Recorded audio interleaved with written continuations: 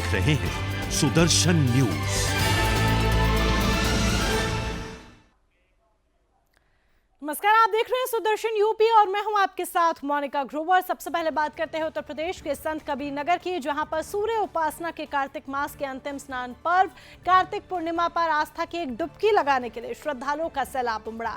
जहां पर दूर दराज से आए हजारों श्रद्धालुओं ने सरयू जी की धारा में डुबकी लगाने के बाद सूर्य को अर्घ्य दिया और भगवान कार्तिकेय की पूजा अर्चना कर साल भर अपने परिवार के निरोग रहने की कामना की। बेडहर घाट पर संत कबीर नगर, बस्ती, गोरखपुर एवं अंबेडकर नगर जिले के लाखों श्रद्धालु यहां पर पहुंचते हैं और पहले यहां यातायात की व्यवस्था पूरी तरह से फेल हो जाती थी, लेकिन प्रशासन द्वारा इस बार अच्छी व्यवस्था करने की वजह से भारी भीड़ होने के बावजूद भी किसी भी तरह की कोई दिक्कत, कोई परेशानी नहीं हुई। सभी लोग प्रशासन द्वारा किए गए इंतजाम से पूरी तरह से संतुष्ट नजर आए।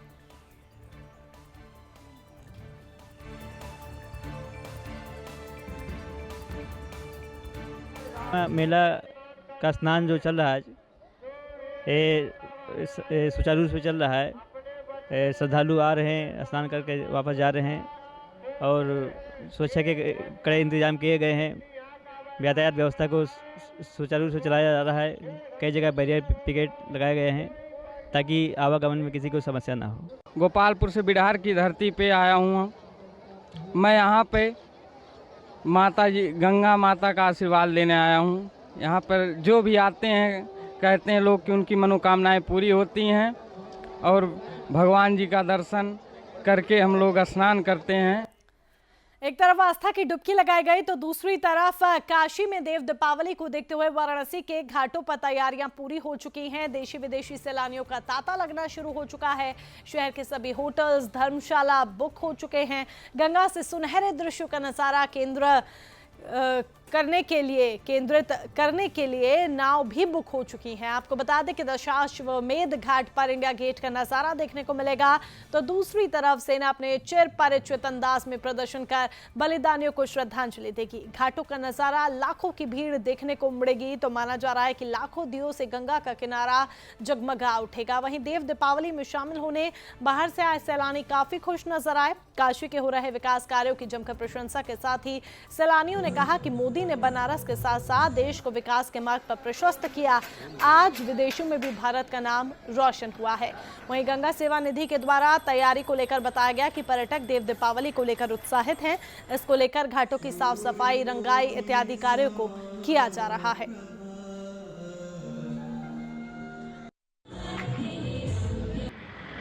देखिए, ये काशी की परंपरा रही है और हर वर्ष देव दीपावली की भव्य तैयारी काशी वासियों की ओर से की जाती है और इस बार भी लाखों दिए देव दीपावली के अवसर पर जलाए जाएंगे और ये काशी की जो परंपरा रही है उस परंपरा में इस बार 4 चांद लगाने का काम हम काशी वासियों के द्वारा किया जाएगा।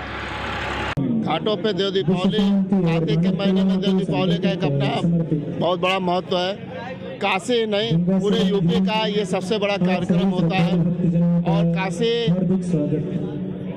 विश्व की धार्मिक प्राचीन सांस्कृतिक राजधानी है। क्योंकि उस दिन देव लोगों की देव दीपावली होती है, भगवान लोगों की देव दीपावली होती है।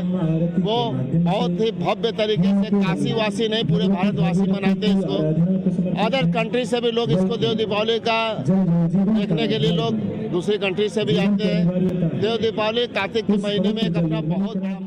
खबर यूपी के बिजनौर से, जहां पर लगातार अवैध शराब तस्करों पर पुलिस की कार्रवाई जारी है। इसी क्रम में आज थाना नगीना देहात पुलिस ने शराब माफिया पर कार्रवाई करते हुए कच्ची बनी शराब और शराब बनाने के उपकरण बरामद किए। वहीं 40 लीटर शराब के साथ 200 लीटर वाइन भी बरामद की गई और 2 आरोपियों को गिरफ्तार कर लिया गया है। दरअसल कुछ लोग घर पर ही कच्ची शराब बनाने का काम कर रहे थे और मुखबिर की सूचना के आधार पर थाना अध्यक्ष संजय कुमार ने पुलिस फोर्स के साथ आरोपी के घर पहुंचे तो इस बात का खुलासा हुआ। फिलहाल आरोपी गिरफ्त में आने के बाद पुलिस आगे की कार्रवाई में जुट गई है।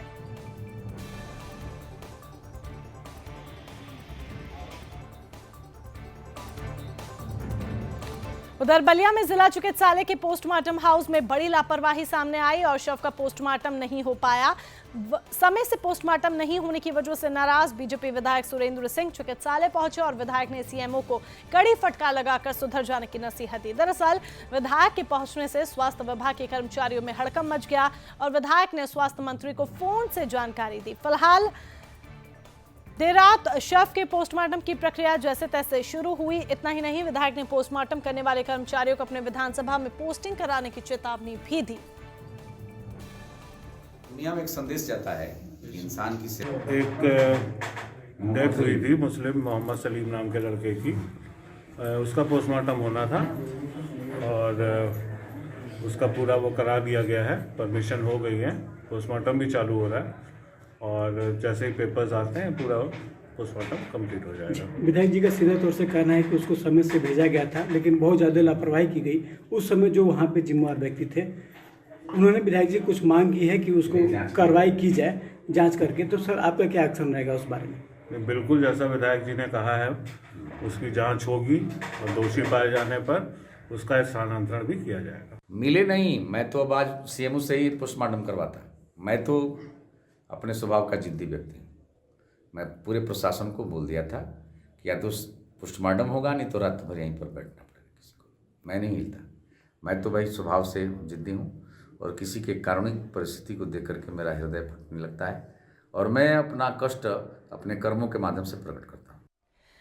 अब खबर चंदौली से है, जहां पर नेशनल हाईवे पर एक तेज रफ्तार ट्रक ने सवारियों से भरे ऑटो में टक्कर मार दी। इस भयानक हादसे में 12 लोग गंभीर रूप से घायल हो गए। घायलों को तत्काल जिला अस्पताल में भर्ती करवा दिया गया है। वहीं 2 की हालत गंभीर देख चिकित्सकों ने ट्रोमा सेंटर रेफर कर दिया। चीख पुकार सुनकर घटनास्थल पर लोगों की भीड़ जुट गई, जिससे हाईवे पर आवागमन प्रभावित हुआ और वाहनों की लंबी कतार लग गई।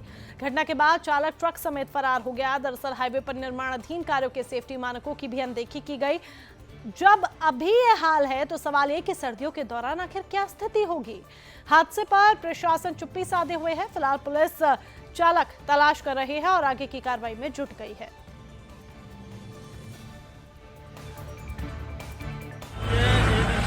घोर लापरवाही के कारण हुआ है, जो कि अभी मानक के अनुरूप ये लोग जहाँ तहाँ कटिंग छोड़ दे। की तरफ से पूरी कार्रवाई जा रही। सबसे जरूरी तो कि तुरंत अटेंड हो जाए मरीज, जिसको जो परेशानी है कटा टूटा हो उसको अटेंड हो जाए और उनको तुरंत जो है फर्स्ट एड चिकित्सा दिया जाए और वो काम जारी है। आप लोगों ने भी देखा होगा। केंद्र सरकार के द्वारा मथुरा के वृंदावन में यमुना तट पर ब्रज रज उत्सव का आयोजन किया गया, जहां पर केंद्रीय अल्पसंख्यक कार्य मंत्रालय और बीजेपी की सांसद हेमा मालिनी ने कहा कि हुनर हाट में नृत्य और गायन का संगम समूह महिलाओं को रोजगार और आत्मनिर्भर बनने के अवसर मिल रहे हैं। ये ब्रज रज उत्सव हर साल मनाया जाएगा। यहाँ पर सांस्कृतिक कार्यक्रम, नृत्य और गायन का अनूठा संगम देखने को मिल रहा है, जिसका ब्रजवासी आनंद ले रहे हैं। सांसद हेमा मालिनी ने ब्रज रज उत्सव में कलाकारों को प्रोत्साहित भी किया।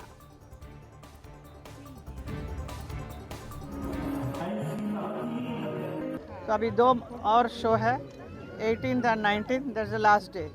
तो बहुत अच्छा बढ़िया काम हो रहा है हुनर हाट का।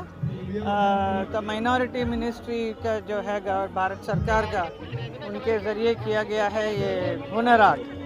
तो नकवी साहब ने सब कराया है और ब्रज तीर्थ विकास परिषद हमारा जो उत्तर प्रदेश का है, उनके साथ मिलकर ये कार्यक्रम ब्रज में हो रहा है। तो ब्रज के लोग बहुत ही खुश हैं, बहुत ही अच्छा लग रहा है। यूपी के झांसी में रानी लक्ष्मीबाई की आज 113वीं जयंती है। इस मौके पर पीएम मोदी आज झांसी का दौरा करेंगे। वहां पहुंचकर झांसी किले को वो देखेंगे और नए सिरे से लाइट एंड साउंड शो का शुभारंभ करेंगे। पीएम मोदी के स्वागत की वहां पर पूरी तैयारियां की जा चुकी हैं। वहीं वीरांगना रानी लक्ष्मीबाई को पराक्रम, शौर्य और साहस का प्रतीक माना जाता है। रानी लक्ष्मीबाई की जयंती के मौके पर देश के राजनेताओं ने उन्हें श्रद्धा सुमन अर्पित किए। दरअसल मुख्यमंत्री योगी, केंद्रीय मंत्री नितिन गडकरी, लोकसभा अध्यक्ष ओम बिरला, ग्रामीण विकास राज्य मंत्री गिरिराज सिंह समेत कई नेताओं ने उन्हें याद किया और देश के लिए उनके अहम योगदान का जिक्र किया। यूपी के गोंडा से अब खबर, बलरामपुर चीनी मिल के यूनिट में कार्य करने वाले गरीब मजदूर दयाल शंकर की संदिग्ध परिस्थितियों में मौत हो गई। ये गरीब मजदूर कटरा बाजार थाना क्षेत्र का रहने वाला था। कार्य करने के दौरान वो संदिग्ध परिस्थितियों में घायल हो गया, जिसके इलाज के लिए उसे स्थानीय अस्पताल के बाद गोंडा ले जाया गया, जहां पर उसकी हालत खराब होती गई और फिर उपचार के लिए लखनऊ ले जाया गया तो डॉक्टर्स ने उसे मृत घोषित कर दिया, जिसे लेकर स्थानीय लोग और परिजन मिल प्रबंधन को मजदूर की मौत का जिम्मेदार ठहराने लगे। इस सारे मामले पर सीओ ने बताया कि मजदूर जब घायल हो गया तो उसे गोंडा जिला अस्पताल ले जाया गया, वहां से बेहतर इलाज के लिए लखनऊ भेज दिया गया। तो शव की पोस्टमार्टम की व्यवस्था की जा रही है। फिलहाल पुलिस हर परिस्थिति पर नजर बनाए हुए है। 18/11/2021 को मैजा चीनी मिल, थाना क्षेत्र कटरा, जनपद गोंडा में सूचना प्राप्त हुई कि एक कामगार की मृत्यु हो गई है, जिस पर फौरन वहां जानकारी की गई तो बताया गया कि कामगार को यहां स्थानीय चिकित्सालय में ले जाया गया, जहां पर कि उसको गोंडा रेफर किया गया। बाद में बेहतर इलाज के लिए लखनऊ ले जाया गया, जहां पर चिकित्सकों द्वारा वहां मृत घोषित। और फिलहाल के लिए बस इतना ही, लेकिन तमाम महत्वपूर्ण अपडेट्स के लिए जुड़े रहें सुदर्शन यूपी के साथ। जय हिंद।